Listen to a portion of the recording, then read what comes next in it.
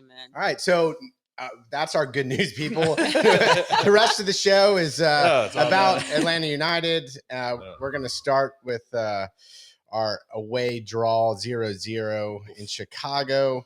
Again, I watched that game end to end, but it was a tough slog watching that one. We had some opportunities towards the end, if I recall, that could have taken it home, but didn't get the job done. And then, of course, there was the game on Saturday, which we went down 2-0, and I think we got a goal back. Yep. And just couldn't. One back, had all the momentum, and then... Were either of y'all at the game? No. Okay. My kids were at the game. I was watching on TV. Okay. My kids were like, we're taking the tickets. So, yeah. So, Dave, since you're the one who's coming prepared, where do you want to start? Where do you want to end? I think, there's less to say about the Chicago game. It was pretty dull, as you said.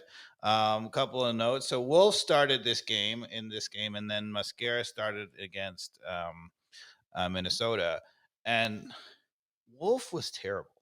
Oh, no. Right in the very beginning of the game, the 4th minute, he does a really nice job to get to the end line. He's wide open. Gigi's running into the 6-yard box. All he has to do is feed him for a goal, and he just mishits it right to the keeper. And you're like, his final moments this season have been missing in comparison to obviously last season. In the 12th minute, he wins the tackle high up the field and then instantly gives it away. I noted also that, honestly, his body language seemed like defeated. Right. Like something's wrong. Like something's really wrong. Yeah. Because sometimes you just play poorly or whatever. Right. But he just looks like he's in a bad place. He was soft in a couple of the tackles. I think he's a better player than that. But we'll get back to body language, but I only watched some of the highlights of this last game, and obviously losing a game like that, the team's going to be down on themselves. But I'm not sensing, for good reason, good energy from body language of a lot of players right now. Now, there's something that's been a little bit unlucky offensively. Maybe we'll just briefly comment on the things that could have been. So in the 24th minute, Gigi gets played over the top. He goes to finish. It's saved. Wolf comes right in and finishes the rebound. They call it back for offside. But when you go look at that clip, God bless MLS. There's got to be a line. I'm so frustrated watching this because you're like, actually, the guy on the far side looks like he kept him on, right? But you don't have the angle to be able to say that or whatever. It looks like he's on. Yeah. They called him off. But I don't even have clarity on exactly how they're making that call. Yeah, I think it's all based on, the interpretation that I've gotten is there's people up that are looking at the camera and they just make a call. There's no lines that are I don't think there's a computer doing it. I think there's people looking at the camera and they're looking in the booth. You're not in the stadium. This is part of the VAR people. Yeah. So no lines even with the VAR folks. I thought they were just not showing it to us. I think they're like, I don't think so. They're like, if it's, it's not reversible, whatever the call on the field is will stand, right? It's just kind of. But they called that back. They said, she kept the flag down when we scored. She or he, I can't remember which was. But, and we scored, and VAR overruled it. Like someone was in the ear of the Lions person, and they quickly put the flag up. So there was an official call that was made. I just find it to be extremely frustrating that there's not clarity on how, for us who are even doing this podcast, trying to understand how the technology and the system is working with the referees on the field. MLS is doing a really poor job, obviously, of administrating the way that they're deploying the tech. Maybe now that they're announcing the calls in stadium, that'll help. I don't know. I don't recall that in the game we went to a few weeks ago. Do you remember them announcing anything over the? Nope, they didn't make it, but I don't think there were any. There was no big. Okay. Plays. Okay. So at the beginning of the second half, they played the ball out wide to Wolf, and literally there's nobody around him within 20 yards. He mistrapped it out of bounds. It went off under his foot out of bounds. It was like watching Little League soccer. Yeah. And then he kind of put his head down, and I'm like, there is something wrong. Oh dear. Yeah. And I know now he's hurt, and people say, "Oh, he was hurt," but I don't think he was hurt for the Chicago game. Right. Like he played. He can't. Anyway. Well, I mean, it's clear his confidence isn't up, and Yeah, his confidence is like. Yeah, I feel like he's a better player than what we're seeing. That's for sure. And then in the 62nd minute, there was a cross, and it was bouncing kind of a little bit awkwardly. He's at the top of the 18. He goes to swing a half volley on the side as hard as he can and misses the ball completely. All right. It happens. It happens. Can we maybe? I made this comment the other day when I was saying Wolf played badly. He looked like he'd been out late all night. I'm like, when you see that kind of body language and things or whatever, I mean, I don't want to start any rumors or whatever, but like something's wrong. Yeah. Right. And have they brought him off the bench this year, or have they always been? Yeah, in the last game, he came off the bench and afterwards. He still played like crap? I think it was a little better. Okay. I don't know. No. I'll have to go to my notes when we get to the second game, but the problem is the Mascara hasn't been better starting either. So no, they're in a predicament when Silva or Saba aren't available right now. Right, but we're going to get to it, I think, on the tactical board, because I think I can explain why it's been so bad. Ooh. Well, part of the reason anyway. The positive, right? In the 31st minute, Lennon whips in a beautiful cross. Saba heads it brilliantly to the far post, and God bless their teenage goalkeeper. Yeah. What a save. That was a great save. I think I saw the replay on that one. Yeah. That was like, nice. Really?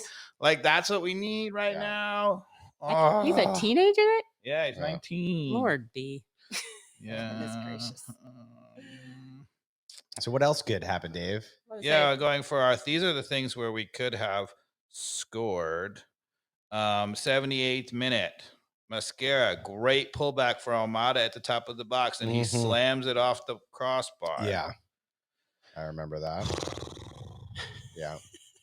I'm sorry. I don't know. I can call this up.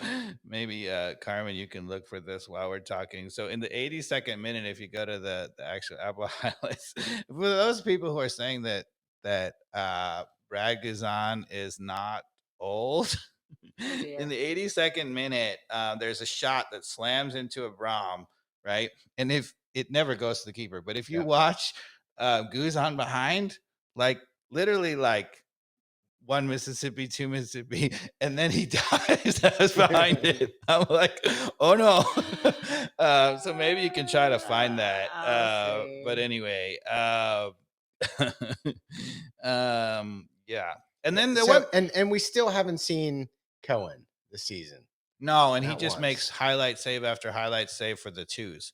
Like, I don't know if you watched the highlights from this weekend. He's been playing. My God, he made a sensational save for the twos this weekend. Oh, I haven't seen a minute of him. Okay. Up and got the ball, and I was like, ain't no way Guzan makes that save. Really? I mean, Guzan in his prime makes that save. Right. But it was sensational. So see if you can find where they slam it into a Braum. And while you're doing that, maybe Nike Dobbs, you and I can talk about. So my first indication that Pineda is flailing. So we've been talking the whole time about where is Dax McCarty? Where is Dax McCarty, right? He decides in this game 0-0 where we're in absolute, if anything, we were going to win it, right? We're doing fine, whatever. He brought in Dax McCarty in this game. When did he come in? It was like somewhere around the 80-something minute. Yeah. Mm-hmm. It seemed like everybody said Dax McCarty. Dax McCarty. He was like, okay. Like, because he obviously doesn't like Dax McCarty. Otherwise, he would have played him in all those key moments when we need to hold the lead, right? And yet he plays him there. Now, to his credit, Dax McCarty makes a couple of beautiful plays, wins the ball upfield. He looked a little rusty on the ball because he hasn't been in the game in forever. But he did win the ball up the field a ways, right? And so that was great. But then, okay, maybe, he's made a decision. Dax has looked better in training. That's what he always says, right? But then Dax doesn't play at all against Minnesota. Yeah. And we went to like almost like at least on I don't know if you saw a 4-4-2. Did we play more Almada up with Giacomakis, or was it always kind of our same? No, it was the same. Okay. I don't think. I always find it weird when I look at the Google lineups, the way that it laid it out. It was a 4-4-2. Carmen, do you have it? Let's see. You said hit Sabram and he like dives late. Yeah, watch Guzan.